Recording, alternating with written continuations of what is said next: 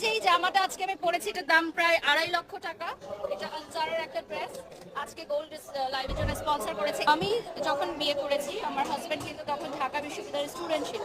এখন মাশাআল্লাহ ওর 3টা ব্যবসায়িক প্রতিষ্ঠান। তো আমি যখন ওর হাত ধরেছিলাম, তখন আমি আসলে চিন্তা করিনি যে আমরা কিভাবে একসাথে পথ চলবো। আমরা জিরো থেকে কিন্তু সামনের দিকে এগিয়ে চলেছি। তাও একটা হার্ট দিয়ে দিচ্ছি, ঠিক আছে? এবং গোল্ডের চশমা কি লাইভে বিক্রি হয়ে যাবে বলো তো? গোল্ডের চশমা লাইভে বিক্রি হয়ে যাবে কিনা কমেন্ট করে জানাও, ইয়েস অর নো। আমার পরা এই গোল্ডের চশমাটা কি লাইভে বিক্রি হয়ে? খুবই ব্যস্ত সময় যাচ্ছে মেলার জন্য।